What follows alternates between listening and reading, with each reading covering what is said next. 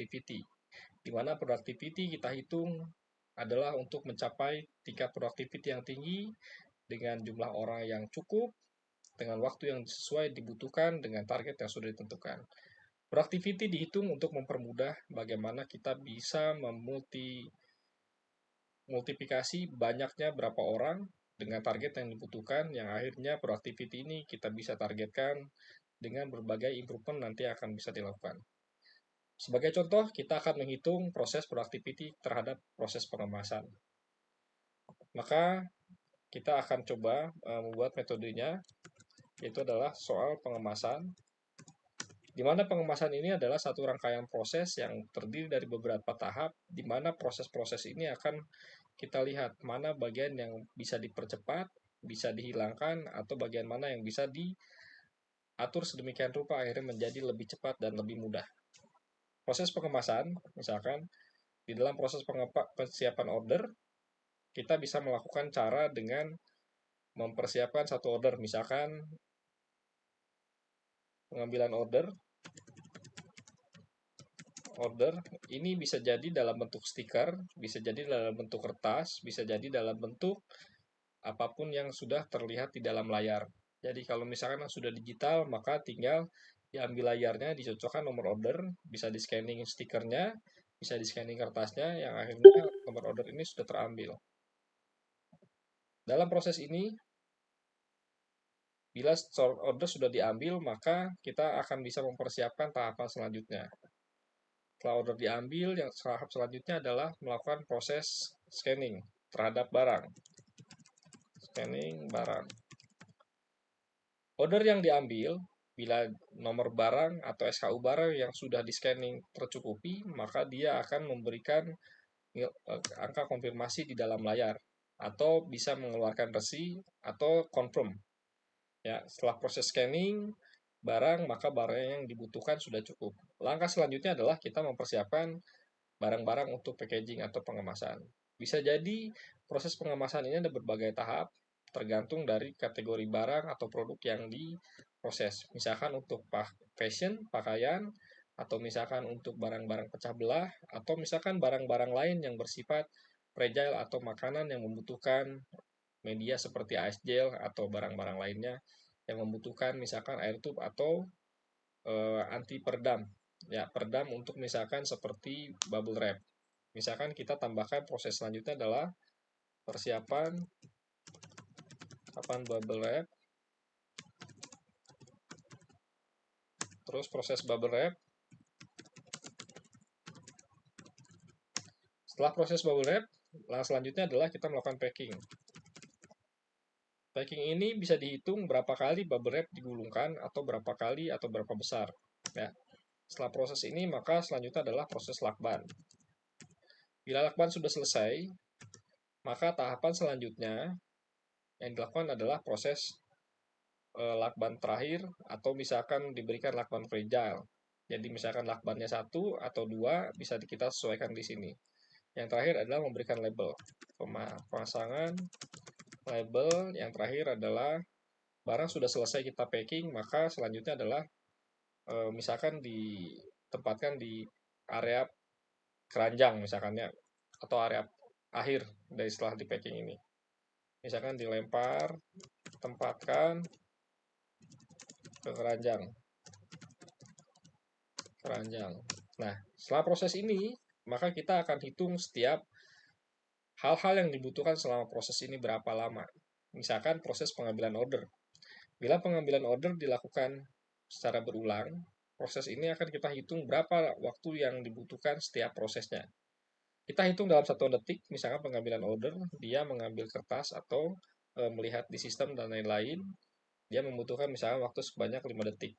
Ya, untuk scanning barang, misalkan 1 atau 2 barang, kita nanti akan buat standar 1 barang berapa detik, 2 barang berapa detik, 3 barang berapa detik. Anggap ini kita ambil rata-rata adalah sebanyak 4 detik. Persiapan bubble wrap, misalkan karena ada beberapa ukuran, maka masih membutuhkan waktu untuk proses ini. Proses bubble wrap sendiri, misalkan 3 gulung, 4 gulung, 5 gulung, misalkan, ini akan memberikan waktu yang berbeda. Anggap kita berikan waktu sebanyak 5 detik. Untuk proses packing, di sini kita lakukan misalkan ada pertambahan, ya, ada barang-barang yang dimasukkan atau inserting seperti apa, tambahkan misalkan 5 detik, proses lakban 6 detik atau 5 detik, pemasangan label sebanyak 3 detik, lalu barang ini dipisahkan atau dipindahkan ke dalam keranjang. Maka dalam satu proses kita bisa katakan 33 detik. 33 detik adalah angka yang dibutuhkan untuk satu kali proses pengemasan sebelum dia akan melakukan proses selanjutnya. Dalam proses ini ada juga nanti transisi ke orderan pengambilan baru. Transisi misalkan kita sebutkan angka sebanyak 5 detik. Jadi selesai satu proses, dia akan melakukan ke proses lain, totalnya 5 detik. Di akhir dia akan menempuhkan 38 detik. Nah, dalam satu hari kita membutuhkan jam kerja sebanyak 8 jam kerja.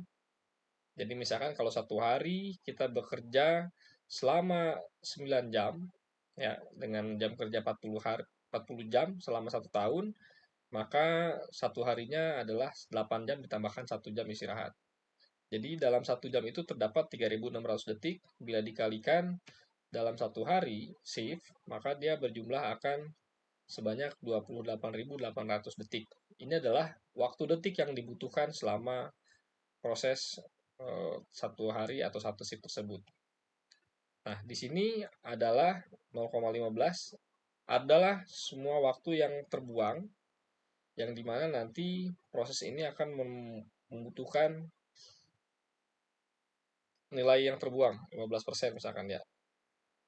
Nah, ini kita masukkan 15% atau 0,15 ya. Nah, nilainya adalah sebanyak ini. Ya, maka nilainya sebanyak 15% adalah waktu yang terbuang. Tergantung berapa angka yang dihitung, misalkan 15%, 10%, 8%. Misalkan karena ada pergantian orang atau pergantian alat dan lain-lain yang dibutuhkan oleh tim untuk melakukan proses tersebut. Jadi kita nilai sebanyak 15% yang terbuang untuk ke toilet dan lain-lain. Ya.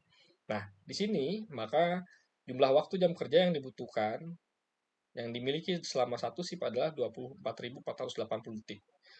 Dengan banyaknya satu hari waktu ini 24.480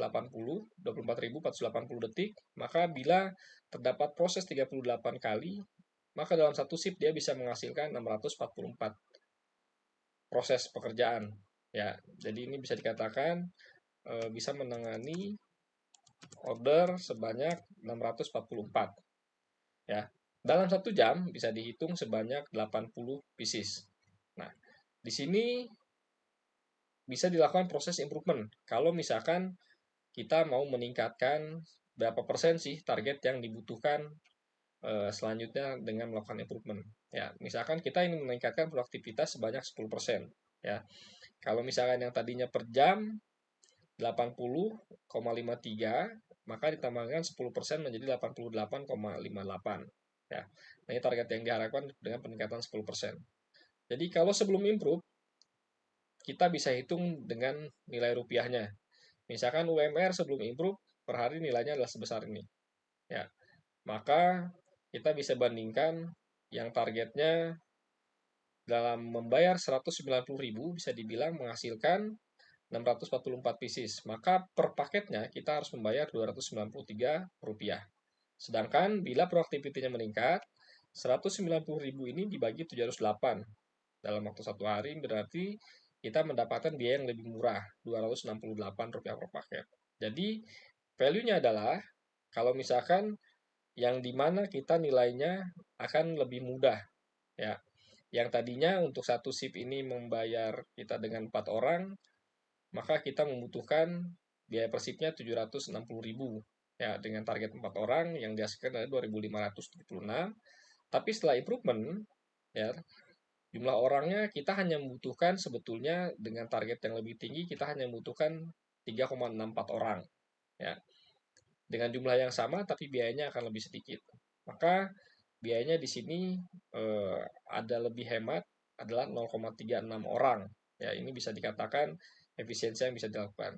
Nah, balik lagi kita bilang melihat proses-proses transisi di sini mana sih yang bisa kita hilangkan untuk misalkan lebih cepat lagi pengambilan order, misalkan barang sudah ditempatkan lebih dekat, lebih mudah diambil, misalkan seperti itu ya.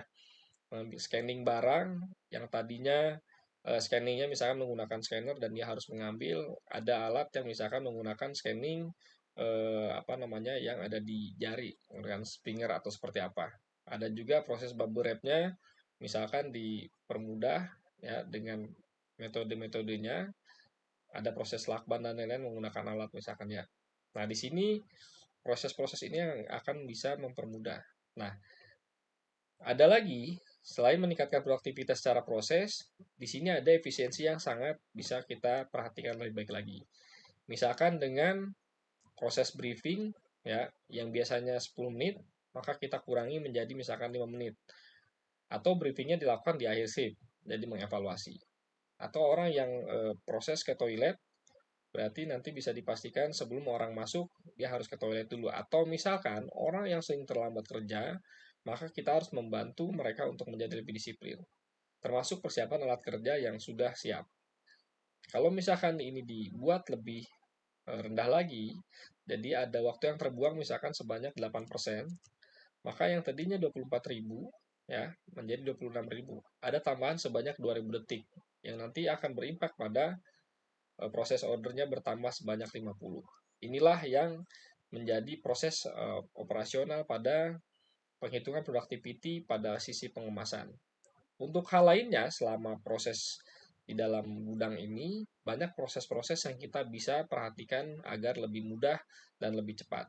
Untuk meningkatkan produktivitas, maka selain cepat dan tepat, kita juga mesti memperhatikan faktor safety, di mana alat-alat pendukung selama proses harus sangat diperhatikan, agar nanti prosesnya bisa lebih mudah dan mendukung proses itu sendiri. Di sisi lain, hal-hal yang harus kita perhatikan adalah berapa target yang akan kita capai dalam waktu tertentu sehingga target ini akan menjadi sebuah KPI. KPI ini adalah target yang sudah ditentukan yang harusnya bisa dicapai.